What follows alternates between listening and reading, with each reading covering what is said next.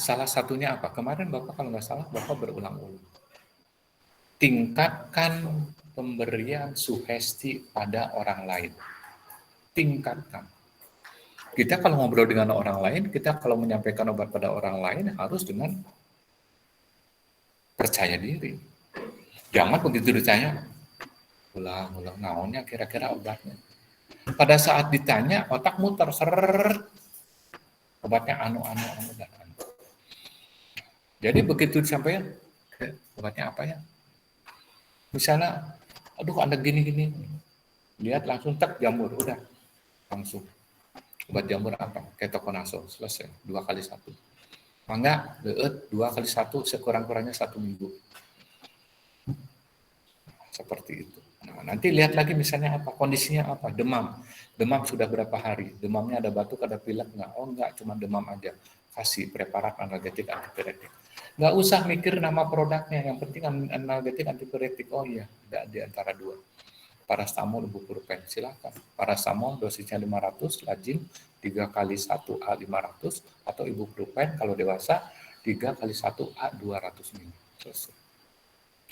Minum ini sehari 3x1 sesudah makan. Mantap kita menyampaikan. Kenapa sesudah makan? Preparat analgetik, hampir semua analgetik bersifat asam, termasuk antibiotik. Jadi dianjurkan minum sesudah makan.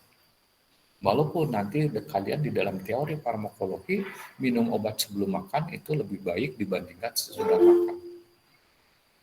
Itu di dalam farmakologi. Nah, tapi ini pun ya tergantung daripada Adit kesiangan terus.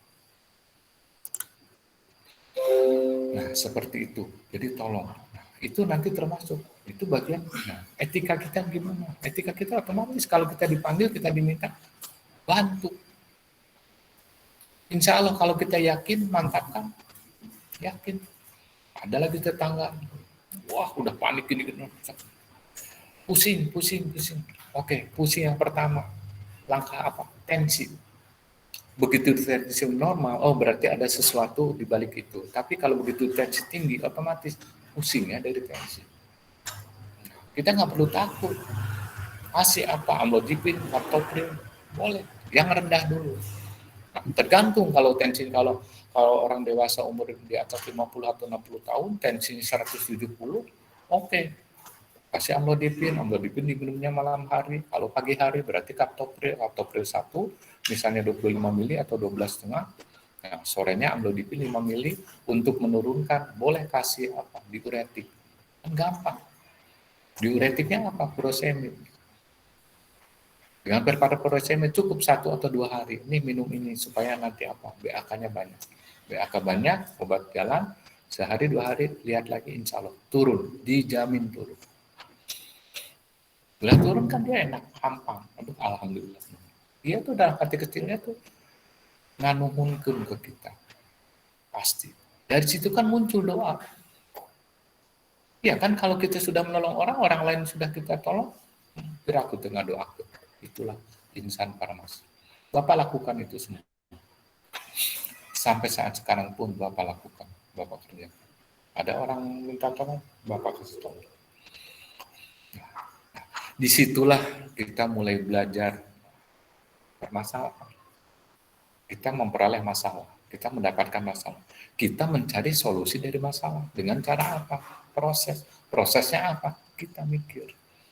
Mikir dari mana? Dari ilmu yang kita dapat, dari pengalaman yang kita dapat, dari informasi yang kita dapat. Itu yang penting. Jadi kita enak. Perjalanan hidup kita enak. Nolong orang bisa, kita bisa.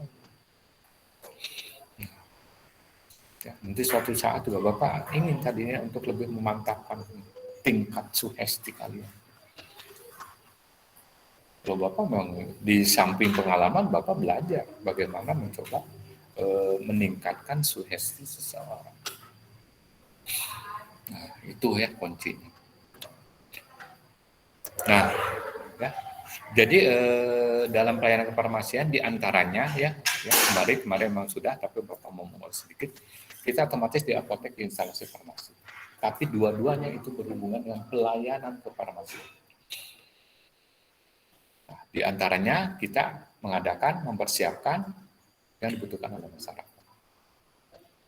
Yang berikutnya, kita menerima resep untuk disiapkan obatnya sesuai dengan permintaan. Resep di sana adalah jangan hanya dibaca dan disiapkan saja, tapi di samping itu kita memikirkan, dia dikasih resep itu karena apa? Banyak dokter yang menulis resep irasional. Banyak. Kita bisa baca, oh ini resep sudah tidak rasional, tapi masih masuk dalam kategori aman. Silakan lah. Tapi itu sebagai bahan pembelajaran untuk apa? Untuk kita. Suatu saat kalau terjadi seperti itu, kita bisa menolong orang dengan formula seperti itu. Sekarang Bapak mau tanya. Kalau kita datang ke dokter, terutama anak, diberi resep campuran sampai 9 item. Versi kalian dengan membaca resep tersebut bagaimana? Versi kalian. Bingung kan? Enggak apa-apa, bingung karena lagi belajar. Kalau Bapak melihat seperti itu, Bapak nggak mau. Kenapa nggak mau? Lihat aja antibiotiknya lebih dari satu. Antibiotik saja lebih dari satu. Belum simptomatiknya.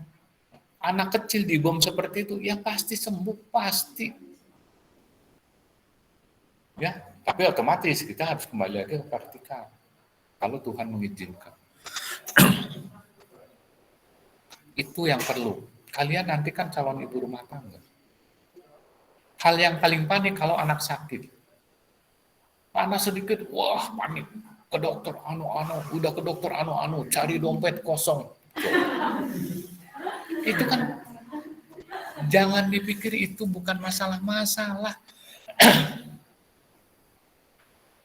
Iya kan, tapi kalau kita insan farmasi, panas, oke.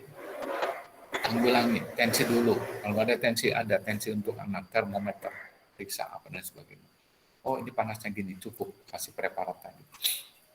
Minimal paracetamol atau ibuprofen. Kalau bosan paracetamol pakai ibuprofen. Anak kecil cukup 100 ml. Kalau dalam bentuk sirup mungkin 3 kali setengah sendok, tergantung umur. Tunggu sehari 2 hari. 2 hari nggak mempan, kasih antibiotik, jebrot. Berani penisilin, kalau dia tidak alergi, kasih penisilin. Takut penisilin, pakai preparat yang lain. Misalnya chlorampenicol. Takut chlorampenicol, pakai turunan thiamphenicol. Aman. Aman. 2-3 hari, tadi 2 hari nggak turun, insya Allah 3-4 hari turun, dijamin. Asal bed rest. Jadi jangan banyak gerak. Jadi nggak perlu takut. Nah, analgetik antibiotiknya ada, antibiotiknya ada, tunggu begitu sembuh baru dikasih vitamin. Upayakan jangan menggabungkan antara vitamin dengan pengobatan. Kalau digabungkan efektivitasnya kurang. Tidak efektif dia kita memberikan obat. Nah, seperti itu.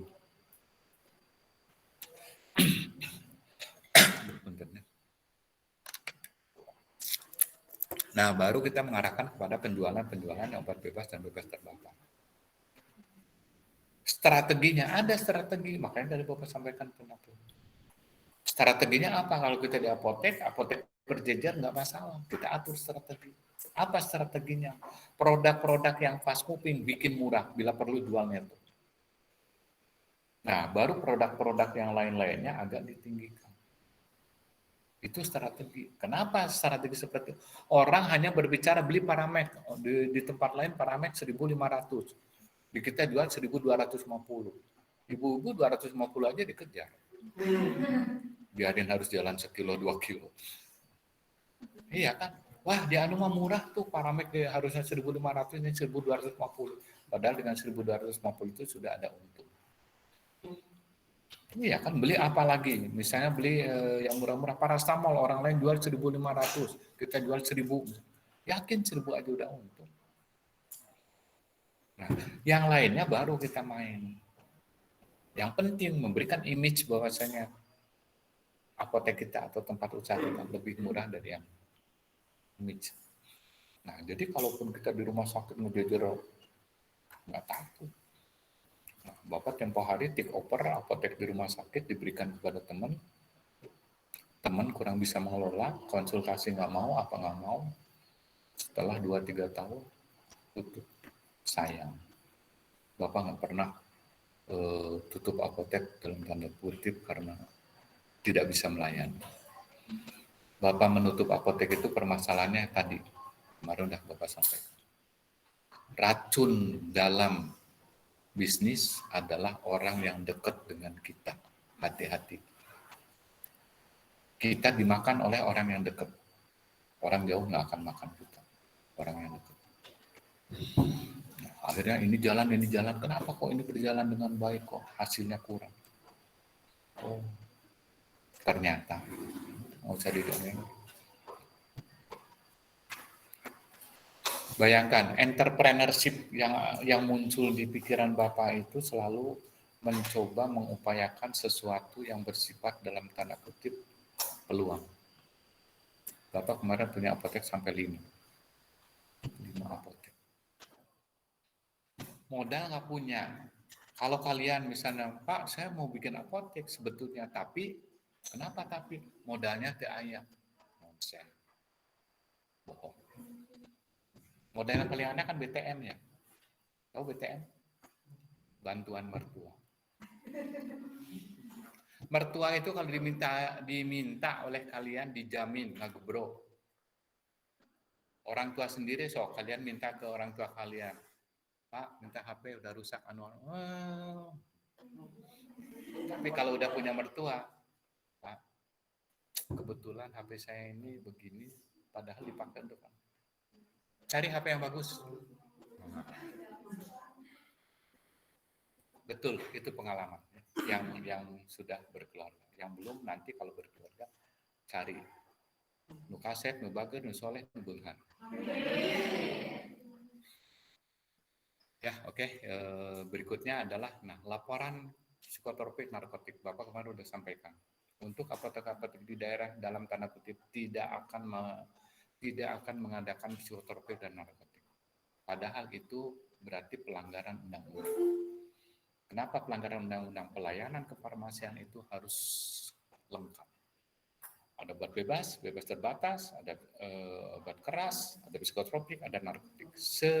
Seharusnya. Kenapa seharusnya? Karena kan kita harus menolong orang.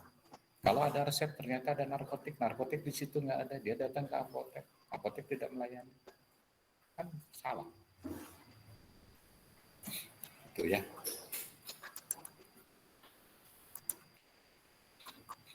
Nah, ini di dalam pelayanan kefarmasian yang penting ya, job description bagi kerja yang bagus, jangan overlap, ya, diupayakan jangan overlap, diupayakan, tapi pada umumnya termasuk Bapak masih, jadi gini, jangan berpikir bahwasanya Bapak menyampaikan ini begini, kenyataan di lapangan begitu, jangan, yang penting adalah penyampaiannya oke, yang oke diterima. Jujur, Bapak kalau berbicara pembagian kerja yang baik, iya oke. Bapak punya apotek, karyawan, asisten cuma 2. Bagaimana mau bagi kerja? Ya pengadaan oleh dia, pelayanan oleh dia, semuanya oleh dia. Bagaimana mau bagi tugas? Kita bisa bagi tugas, tapi ujung-ujungnya UUD. Kita harus bayar tenaga lagi. Belum mampu untuk itu manajemen. Oke. Berikan kewenangan dan tanggung jawab. Nah, itu diantaranya. Bapak berikan kewenangan dan tanggung jawab. Silahkan kelola keuangan secara utuh. Silahkan transaksi secara utuh. Yang penting satu, jujur. Begitu ketahuan tidak jujur, out. Nah, makanya termasuk kalian juga yang penting, punten ya. Mungkin ada juga maksud hati jujur, tapi kita punya penyakit. Penyakitnya apa? Nggak tahu juga. Ya. Bukan, itu bagus. Bukan penyakit. Klep, klep, tuh nggak tahu. Ya, tuh yang daring aja ngejawab. Kleptomania. Rasa ingin memiliki milik orang. Nah, kalau rasa memilikinya betul, tapi rasa memiliki milik orang lain. Ningali ia di pulpen bagus, suatu saat dia lengah suk. Padahal kalau beli itu bisa. Bapak pernah punya teman satu angkatan, penyakitnya itu.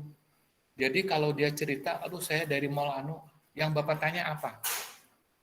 Coba kira-kira Bapak nanya apa? Dia pulang dari mall, orang yang berpenyakit itu.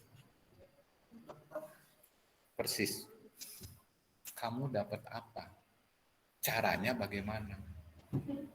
Karena dia memang senangnya seperti itu. Bagaimana dia bisa mendapatkan sesuatu dengan cara yang sesuatu, itu tingkat kepuasan. Padahal yang diambil nggak yang mahal-mahal. Ngambil apa, caranya gimana, cara gimana. Ada. Nah itu, kalau itu memang kita sulit. Ya, oke. Ada yang satuan perintah, tadi udah jelas. Ya, ada apoteker, ada PSA. Jadi itu terjadi dua kepala. Pasti masalah. Harus taat dan disiplin. Ini, ya. Tadi Bapak lihat kalian, kita kumpul, kita kuliah jam 9, sebelum jam 9 kalian sudah ada. Itu adalah proses pembelajaran untuk taat dan disiplin. Ya. Jangan istilahnya teh menunda-nunda waktu belajar. Bapak selalu belajar seperti itu sampai sekarang pun Bapak melaksanakan itu. Ya, walaupun dengan berbagai kegiatan, Bapak dari jam 4 udah kerja. Habis subuh Bapak udah mengerjakan sesuatu.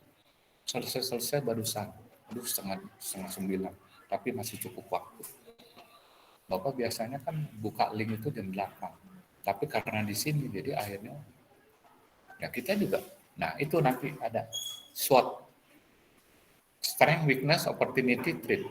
Bapak punya weakness, ya salah satu weaknessnya apa? Ini teknologi. Makanya minta tolong, nggak jadi masalah. Kalian boleh menganggap, oh, Bapak ternyata, iya nggak apa-apa. Memang kenyataan seperti itu. Nggak usah malu. Nah, ada kesatuan arah, jelas ya. Kalau kesatuan arah, kalau kita berbisnis, arahnya adalah mencapai atau memperoleh keuntungan yang sebesar-besar. Mengabaikan kepentingan sendiri untuk kepentingan umum. Nah, tadi Bapak tidak menceritakan, tidak mengada-ada, tapi kenyataan seperti itu. Kalian coba upayakan bisa seperti itu. Ya, Bapak yakin kalian juga kan kemarin Bapak tanya, ada yang tidak bisa seperti itu, tapi upayakan. Pemberian kesejahteraan ya otomatis ya kita mencoba memberikan sesuatu yang bisa bermanfaat. Jenjang hierarki ya, diupayakan kita berproses untuk meningkatkan jabatan ya, strukturan. Keadilan, kejujuran itu karakter kita harus, stabilitas kondisi karyawan itu harus, prakarsa inovatif. Nah di sini kalau nggak salah Bapak pernah cerita sebelum kuliah, oke, itu masalah lain. Setelah beres kuliah Bapak punya planning kerja di Bogor atau di Tasik, di Bogor di industri, di Tasik di pelayanan, itu planning. Nah begitu ada di Tasik langsung berpikir, Bapak pertama masuk adalah ngajar, dosen di Unsil, padahal Bapak nggak bisa ngajar, tapi karena bakatku butuh. Ya iya, di mana-mana orang baru lulus kan nggak punya kerjaan, nggak punya penghasilan, apapun. Honor seadanya, nggak jadi masalah. Jadi pertama keluar aja udah 2 job. Di Unsil, ngajar, di apotek. Karena sudah terbiasa dengan sistem entrepreneur, muncul peluang-peluang apa yang dapat lagi saya tangkap. Buka lab. Buka lab, dulu lab masih manual. Bapak pengen buka lab yang sudah modern. Awalnya, dulu belum ada Prodi Pramika, belum ada. Lab masih manual, paling lab Budi Kartini, Jasa Kartini. Almarhum pasarnya. Nah, seperti itu. Itu apa? Prakarsa. Pada saat bekerja di sini langsung target. Saya bekerja cukup 5 tahun. Setelah 5 tahun saya harus punya usaha sendiri. Target, iya begitu selesai 5 tahun maka udah punya apa. Cara punyanya seperti apa? Banyak jalan, bisa take over, bisa bikin sendiri. Yang mudah adalah take over, tapi dengan kondisi sekarang ini udah berbeda peraturan. Itu diantaranya. Ya. Semangat kesatuan profesi. Nah, Bapak aktif di organisasi profesi. Aktif di daerah, aktif di cabang, aktif di daerah, dan aktif di pusat. Nah, makanya Bapak menyarankan pada kalian, bila perlu kalian juga ikut aktif di organisasi, karena itu akan menunjuk apa? Akses. Aktif di organisasi itu menunjang akses. Ya, akses untuk apa? Untuk memperoleh sesuatu yang berhubungan dengan apa yang kalian mau. Nah, itu diantaranya. Nah, ini juga kemarin udah ya. Ini kalau disingkat jadi 3M. Ya. Boleh 3M, boleh 5M. Ini yang rincinya adalah 6M. Kalau kalian bisa memahami masalah ini, aduh alhamdulillah, bagus sekali.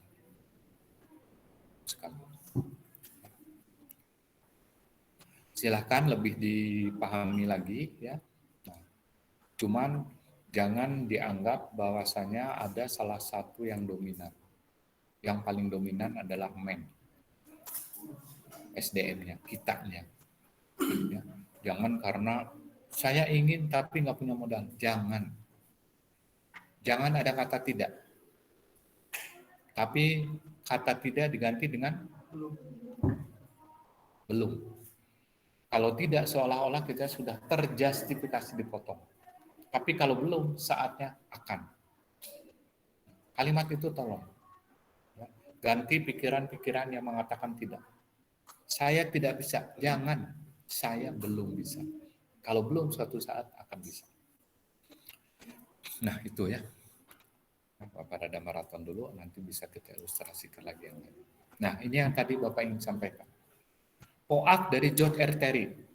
Laksanakan dari sekarang.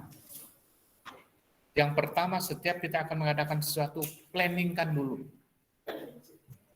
Programkan dulu. Programnya apa, seperti apa. Ya.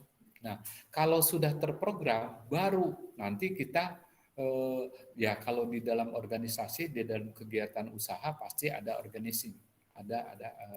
Ada kelompok orang-orang yang membantu kita. Organisasinya seperti apa. Nah, kalau tidak ada sementara kalian seperti ini, boleh langsung action. Actionnya seperti apa? Ya tadi, planning, kita action. Nah, dari planning itu actionnya seperti apa? Nah, nanti baru monitoringnya atau controllingnya. Apa yang kita rencanakan berhasilnya. Kalau tidak berhasil, apa yang tidak berhasil? Catat itu. Nah, kekurangannya atau ketidakberhasilannya itu tutup.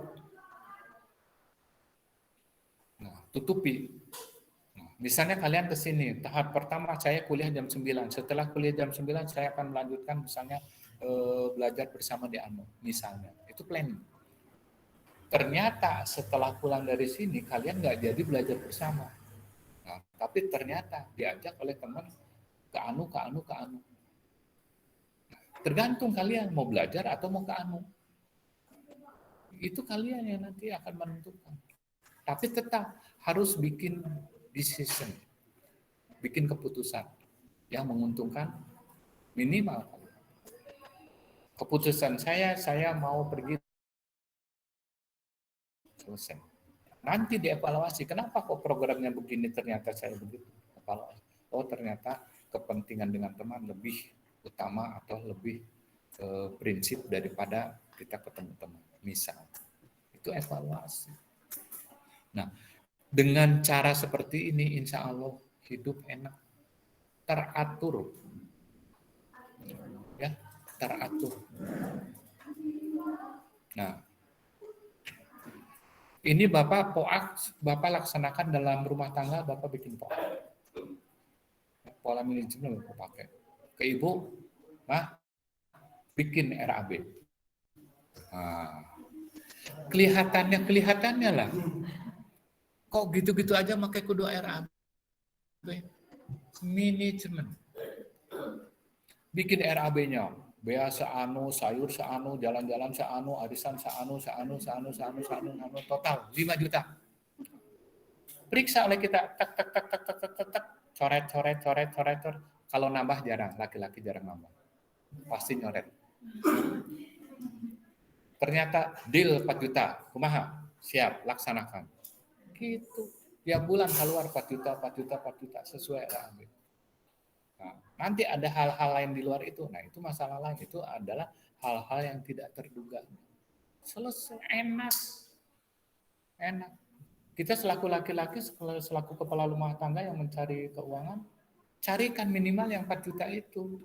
Yang sisanya kasar sama duit jalurnya. Simpen. Nah, ada kebutuhan lain. Jangan berpikir gitu-gitu wae makin. Aduh, mangga kalau nggak percaya buktikan nanti. Suatu saat kalau semua uang dari suami diserahkan ke istri, tergantung istrinya. Bisa nggak dia mengelola? Kalau bisa mengelola, jadi barang. Kalau nggak bisa mengelola, habis semua. Lapar mata, perempuan paling lapar mata. Jalan-jalan ke mall, fashion lah, tas lah, sepatu lah, sendal lah. Padahal kalau lihat ke rumah, sepatu geus numpuk sarang, tas geus numpuk sa lemari. Itu kenyataan. Bapak seperti itu. Nggak apa-apa, tetap keuangan ada. Butuh ada. Nah, itu diantara. Silakan kalian mau mencoba konsep seperti apa, silakan. Tapi Bapak mencoba mengarahkan. Yang diarahkan sesuai dengan apa-apa yang Bapak. Ini kalau perilaku di lingkungan kerja ya, di mana-mana lingkungan kerja pasti terjadi clash. Antara apa? Sekurang-kurangnya clash antara kalian. Pasti. Karena apa? Dia dan dia beda. Dia dan dia beda. Ini kahoyona anu, ini kahoyona itu. Pada suatu saat terjadi clash. Di situ ya. Paling sering Bapak sering menyampaikan kepada orang-orang yang baru bekerja. Yang pertama yang harus adalah mengamalkan kode etik, karena kode etik adalah arahan terhadap apa? Terhadap job kita. Nah, kalian kalau sementara ini baru lulus S1 farmasi, ya, kode etiknya itu dimunculkan oleh PAPI, ya, Persatuan Ahli Farmasi Indonesia. Kalau masih S1, kalau sudah naik ke profesi apoteker, ya, kalian nanti profesinya beda lagi, masuk ke IAI, ikuti kode etik dari IAI. Enak, ya, walaupun pelanggaran-pelanggaran pasti ada. Tapi jangan keterlaluan.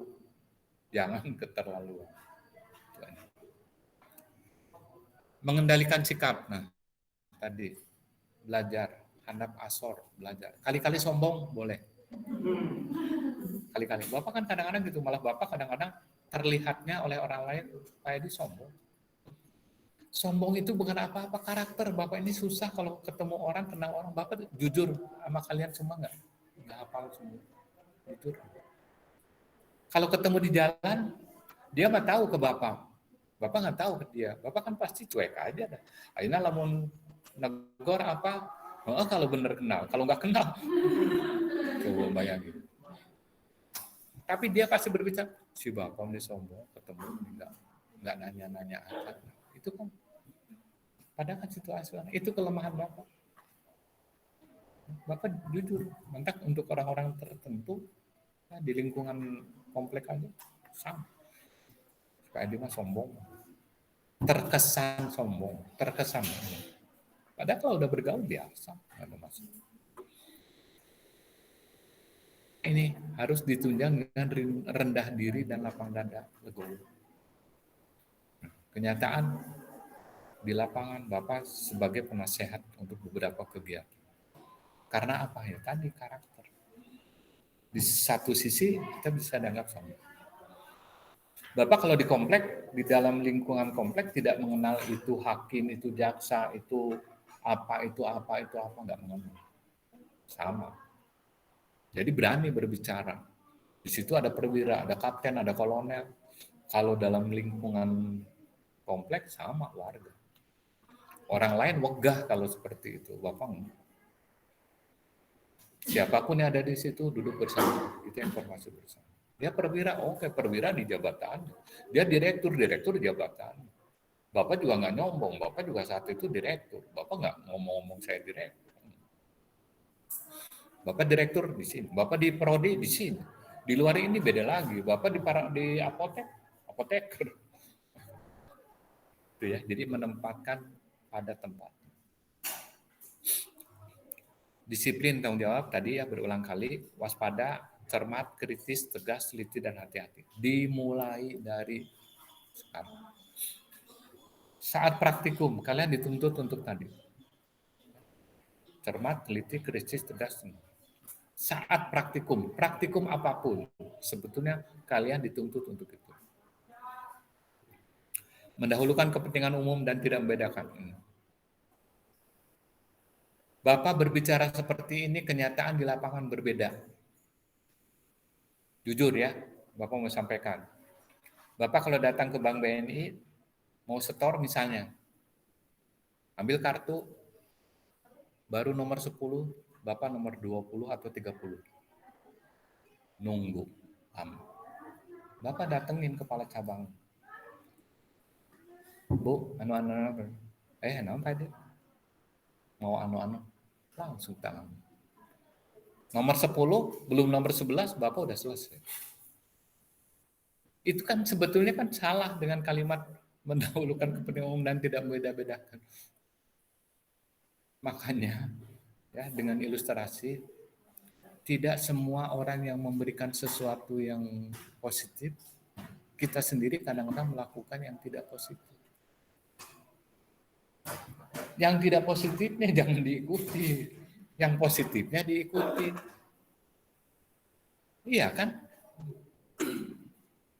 Kita kan kadang-kadang, nah, kemarin juga ada transaksi anu-anu, telepon BNI, tutup jam berapa? 2:30. Aduh, masih di jalan nih. Saya nggak akan sempat 2:30. Ya udah, saya tunggu. Itu kan. Itu bisa seperti itu karena komunikasi. Kita berkomunikasi dengan siapapun. Makanya di sini Bapak dengan rektor oke, dengan yayasan oke. Komunikasi. Dengan mahasiswa oke. Kalian kalau kenal Bapak mungkin tidak segan, tidak wegah ketemu Bapak. Tapi kalau yang belum kenal pasti wegah ketemu Pak Edi. Silakan. Pengembangan karir pasti ya.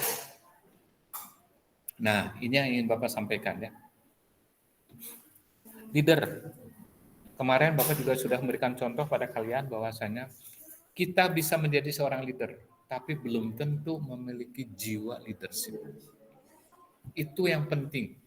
Nah, makanya di sini ada teori tentang leader, diantaranya adalah ada teori genetik. Dalam teori genetik, yaitu merupakan teori klasik dari kepemimpinan, bahwa seorang pemimpin hanya lahir dari gennya saja. Bapaknya pemimpin, anaknya pemimpin, itu gen. Sekarang kan di Indonesia kan terjadi kayak gitu. Bung Karno, Bu Mega.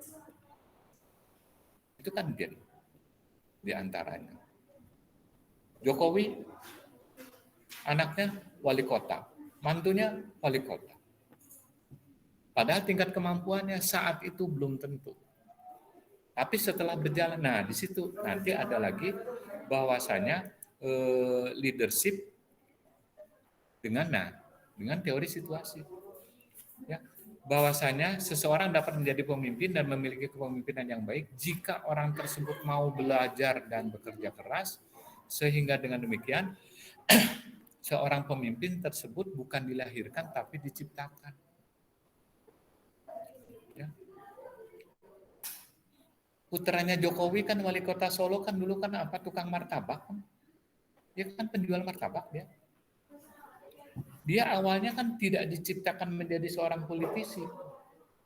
Tapi mengingat menimbang dan lain sebagainya, akhirnya dia dicoba diarahkan menjadi seorang politisi. Dan langsung diangkat. Ya, kalau udah diangkat, dia mencoba belajar. Belajar apa ya tadi? Memperbaiki apa yang ada di diri kita. Seperti itu. Nah, makanya dia mencoba, dia jadi leader muda. Karena ada fasilitas. Setelah jadi leader, dia nanti tinggal kita ikuti, bisa nggak leadership-nya. Kalau memang bisa, ya syukur, alhamdulillah, kan gitu. Sama ya, kita di lingkungan kerja juga seperti itu. Nah, kalau ini adalah teori ekologi. Jadi artinya seseorang dapat dibentuk menjadi seorang pemimpin, tetapi untuk menjadi pemimpin yang baik, ada bakat-bakat tertentu yang terdapat pada diri seseorang yang diperolehnya dari alam. Ini artinya bakat terpendam, dia terasah setelah menghadapi sesuatu, bisa. Tapi yang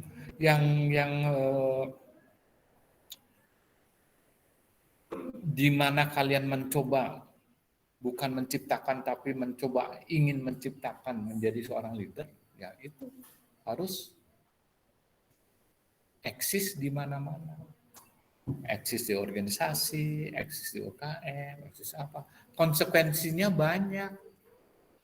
Kita yang tadinya tugas saya pokok belajar, karena kita ikut mahasiswa, otomatis sebagian waktu, tenaga pikiran, dan finansial terbelokkan untuk organisasi. Kita ikut UKM, sama. Tapi di balik itu semua ada nilai keuntungan yang lebih. Seperti itu di antara. Ya. Nah, makanya Bapak menganjurkan, Bapak dari dulu tetap aktif di organisasi sampai sekarang. Cuman aktivitasnya dikurangi, tapi tetap action di organisasi. Karena itu apa? Akses. Nah, ini tentang leadership, ya, ada karakter pribadi seseorang yang memiliki karisma sehingga mampu mengaruhi orang lain dalam penuh kesadaran. Yang paling penting kalau kalian menjadi seorang leader, jangan menyuruh orang, tapi mengajak orang. Misalnya ada kertas itu, ambil itu kertas, itu merintah. Yuk kita sama-sama membersihkan ruangan ini. Salah satunya itu ada kertas, tolong ambil. Ada kalimat tolong, enak. Itu leader. Nah, jadi Ted mengatakan perpaduan berbagai perilaku yang dimiliki seseorang sehingga orang tersebut memiliki kemampuan untuk mendorong orang lain bersedia dan dapat menyelesaikan tugas tertentu yang diberikan kepada. Bukan menyuruh tapi mengajak. Sedangkan Stockdale yang mengatakan ini adalah suatu proses yang mempengaruhi aktivitas seseorang atau sekelompok orang untuk mau berbuat dan mencapai tujuan tertentu yang ditetapkan. Nah, ini John R. Terry, hubungan yang tercipta dari adanya pengaruh yang dimiliki seseorang terhadap orang lain sehingga secara sukarela mau dan bersedia bekerja sama untuk mencapai tujuan yang diinginkan. Nah, makanya Bapak banyak mempergunakan Terry. Ya, karena itu banyak yang Bapak lakukan yang arahannya itu mengarah ke sana. Nah, sedangkan menurut Hersey, suatu proses yang mempengaruhi aktivitas seseorang, sekelompok orang untuk mencapai tujuan yang telah ditetapkan dalam suatu situasi tertentu. Nah, kalau ini situasional, kondisional. Piper Sherwood dia mengatakan seorang yang tidak mempunyai pengaruh mungkin menjadi seorang kepala suatu organisasi, ia menjadi seorang pemimpin apabila ia dapat mempunyai pengaruh. Coba bayangkan sekarang. Pada saat seseorang menjadi bupati, kita patuh tunduk. Setelah dia menjadi mantan bupati, ketemu aja kadang-kadang nyapa enggak negor ini. Lewat aja lah, baheula. Saya menghargai dia bupati. Setelah bukan bupati, lewat. Kejadian. Nah, dampaknya apa? Bupatinya punya penyakit. Penyakitnya apa? Penyakit pejabat apa kalau udah pensiun? Udah mantan? Tuh, belum tahu. Post power syndrome. Itu penyakit pejabat setelah pensiun. Dia biasa ngatur, dia biasa itu, biasa ini, setelah mantan, nggak ada yang diatur, nggak ada yang mau ngatur, nggak mau dilayani, nggak apa. Stres. Ya, itu penyakit pejabat post power syndrome. Beda, kalau entrepreneur nggak ada penyakit. Penyakitnya malas. Kalau malas kerja nggak punya duit. Rajin kerja dapat duit. Kalau pengen tahu Bapak kemarin ke Jakarta.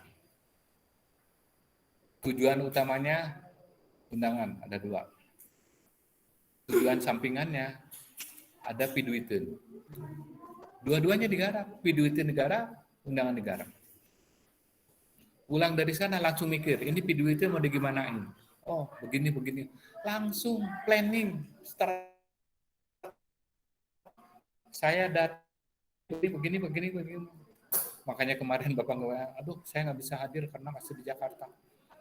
Datang jam 4, oke, saya punya kewajiban. Kalian punya hak untuk menerima, oke, saya paksakan. Luring nggak bisa, oke, daring aja. Tapi kan tercapai. Piduitin tercapai, undangan tercapai, kuliah tercapai. Dari apa? Strategi dan planning. Itu salah satu contoh sederhananya. Nah, sudah ini nanti Bapak sampaikan analisanya. Kepemimpinan muncul dari seseorang yang karena sifat dan perilaku yang dimilikinya, memiliki kemampuan untuk mendorong orang lain berpikir, bersikap, atau berbuat sebagaimana yang diinginkan. Maka seseorang tersebut dapat disebut sebagai seorang pemimpin. Sedangkan unsur kepemimpinan, yang pertama adanya pemimpin, adanya pengikut, adanya sifat ataupun perilaku tertentu, dan adanya situasi dan kondisi tertentu. Sama. Bapak di sini pegang prodi, mencoba menjadi seorang leader dan leadership. Bapak mengarahkan seluruh dosen yang ada, harus apa dan seperti apa. Bapak mencoba mengarahkan kalian selaku mahasiswa, harus bisa apa dan seperti apa, walaupun kadang-kadang kalian tidak merasakan atau bahkan tidak mengakui bahwasanya kami mencoba berbuat baik, berbuat segalanya untuk kalian. Kadang-kadang. Itu kan kewajiban. Salah satu contoh aja yang tadi Bapak sampaikan. Kewajiban Bapak mentargetkan kalian supaya lulus 4 tahun, target. Harusnya kan kalian yang punya planning. Saya harus mentargetkan diri selesai dalam waktu 4 tahun. Tapi 4 tahunnya itu dengan baik. Baik dalam arti kata nilai baik, apa baik. Dan programkan lagi. Setelah lulus saya mau kemana, itu dia. Itu planning dari sekarang. Jangan sampai begitu lulus, Pak, kenapa? Bingung saya. Can lulus bingung, gak lulus bingung. Coba. Kan itu berarti kan tidak terplanning. Nah itu ya, makanya tadi Bapak sampaikan kepada kalian semua, untuk programnya bikin pakai fungsi manajemen George R. Terry yaitu POAX. Untuk analisa kegiatannya kalian pakai SWOT. S-nya strength, W-nya weakness, O-nya opportunity, T-nya threat. Strength itu adalah potensi atau kekuatan yang ada di diri kita. Weakness-nya kelemahan kita. Yang tahu kelemahan kita adalah orang lain. Kita akui. Nah, dari situ kita menutupi kelemahan dengan kekuatan. Enggak. Tadi Bapak sampaikan, Bapak lemah dulu. Susah berkomunikasi dengan orang. Susah ngobrol begini aja nggak bisa. Langsung Bapak tutup kelemahan itu. Caranya bagaimana? Bapak masuk perusahaan asuransi. Kenapa masuk asuransi? Di asuransi diwajibkan 1 hari ketemu 8 sampai 10 orang. Wajib. Nah, itu kan mencari strength. Akhirnya kita dipaksa ketemu orang. Saking banyaknya ketemu orang, jadi tahu.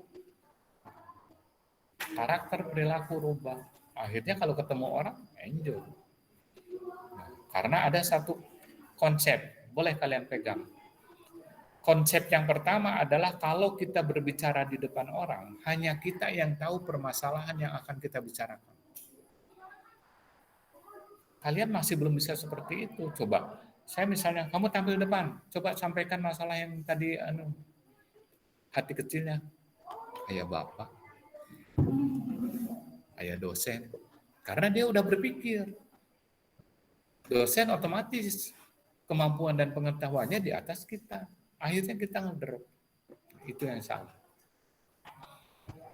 Nah, makanya nanti juga kita dituntut untuk bisa menyampaikan. Pada saat kita menyampaikan, hanya kita yang tahu terhadap apa, terhadap masalah yang akan kita sampaikan. Gitu. Enak.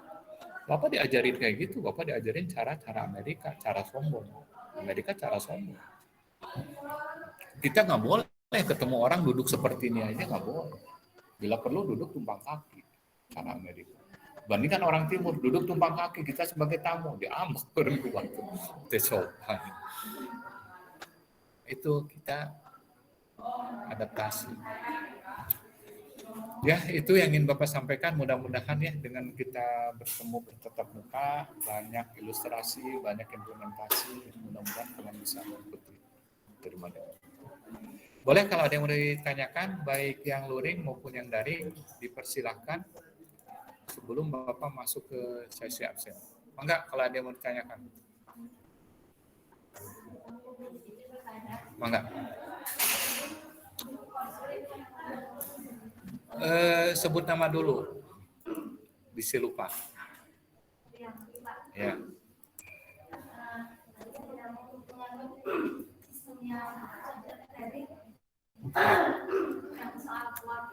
Ya. Nah, karena kan kesulitannya dari kontrolnya atau di pengawasan. Ya. Tips seperti apa yang seperti apa yang harus dilakukan untuk mempermudah controlling tersebut apabila misal kita memiliki usaha lebih dari satu. Terus Bapak kan tadi pengalaman punya apotek yang banyak ya Pak. Nah, sistem dari pengadaan sama keuangan itu lebih baiknya terpusat apa per masing-masing apotek itu mengurusi rumah tangganya sendiri seperti apa? Saya tanyakan, terima kasih Pak. Bentar ya, sambil masuk ke absen bentar ya.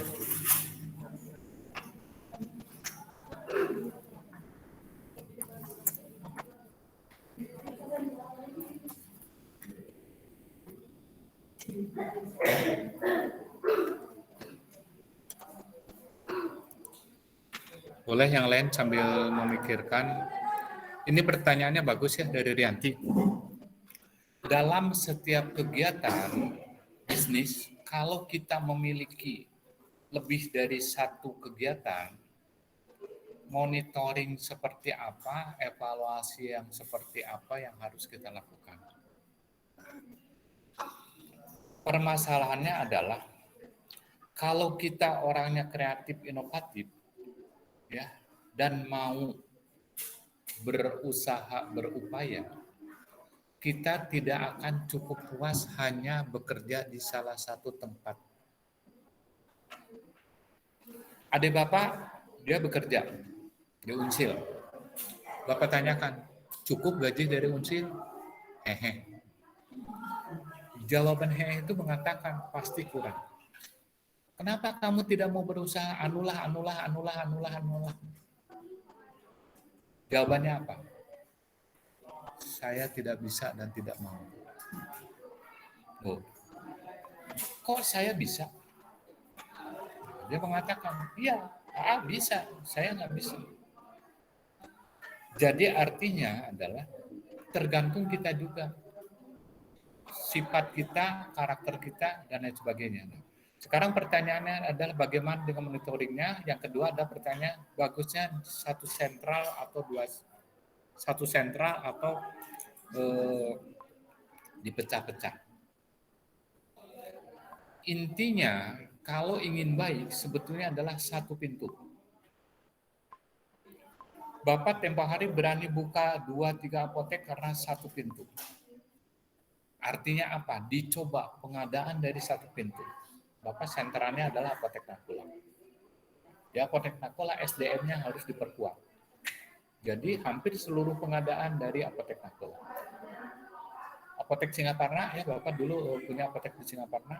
Apotek Singaparna hanya melayani kefarmasian dan terima duit.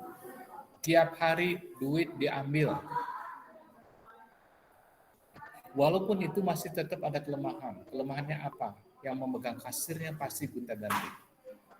Itu tetap kelemahan. Itu yang perlu dipikirkan. Nah,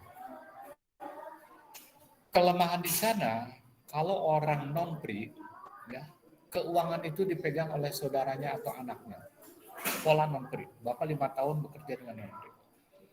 Jadi keuangan tidak boleh lepas dari keluarga. Satu pintu.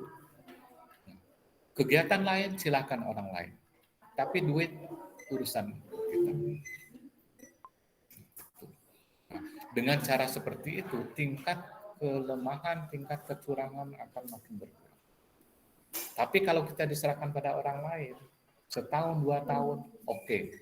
Lama-lama dia keseringan terima uang, pegang uang, menghitung uang, pikiran Anda. Coba, satu resep aja diselapkan biji. Yang harganya 20.000 atau 30.000. Satu resep 30.000 sehari. 30 hari kerja 900.000. Padahal honor dia mungkin hanya 1 juta atau 1,2 juta. Dia ngambil 1 juta. Nah, itu kelemahannya di situ. Selalu terjadi kelemahan. Nah, makanya kalau ingin usaha yang oke, satu, ambil keluarga ya, yang dipercaya. Dalam tanda kutip, kalau keluarga yang dipercaya, kalaupun terjadi apa-apa, lah kudulur istilah. Iya kan? Nah, apalagi kita tangani sendiri. Akhirnya kita coba. Nah, itu salah satu yang ditanyakan. Jadi kalau bisa satu pintu. Ya, satu pintu sehingga semua keuangan masuk ke kita. Kita pembelajaran dari sini semua. Dulu Bapak sistemnya adalah semua keuangan ditangani ke Bapak. Pembayaran pakai cek giro billing. Jadi ada faktur, kumpulkan faktur, langsung tulis giro. Tret. Gitu dulu. Sekarang kita udah mulai capek. Akhirnya kita percayakan pada orang lain. Orang lainnya ya sebetulnya anak sendiri. Nah, tapi anak sendiri belum tentu bisa untuk itu. Nah, gitu Rianti. Sekarang Rianti kerja di mana? Ya? Di apotek. Apotek mana? Apotek Purbaratu. Oh, di Apotek Purbaratu. Programkan. Suatu saat saya punya apotek sendiri. Enggak susah. Kalian sekarang berpikir, pasti terpikir oleh kalian, Pak, memang buka apotek kudu boga modal sabaraha. Rata-rata berpikir seperti itu. Padahal dengan modal kecil, Bapak kemarin take over apotek berapa? Kira-kira berapa? Take over apotek daerah. Take over, membeli apotek milik orang lain. Nah, menawarkan 70, jadinya berapa? 35 juta. Sudah bisa buka apotek. Tinggal kita kelola, punya uang 5 juta atau 10 juta, utak-atik kumaha carana, omset sekian, kudu jadi sekian, kumaha carana. Sekarang berjalan dengan baik, omset udah di atas 1 juta. Sekarang omset 1 juta aja berarti sebulan 30 juta. Kalau margin katakanlah 10% atau 15% dari 30 juta udah 4 juta sekian. Karyawan kurang lebih 2 juta, masih ada kelebihan. Mikir jangan terlalu ribet-ribet. Ada berapapun niat dulu, yang penting niat dulu. Bapak beli ini, yang nawar siapa? Bapak nggak nawar. Bapak nyuruh mahasiswa. Ya, nyuruh mahasiswa supaya apa? Belajar. Sok kamu yang tahu. Orangnya mau lulus tahun ini. Dia Bapak arahkan.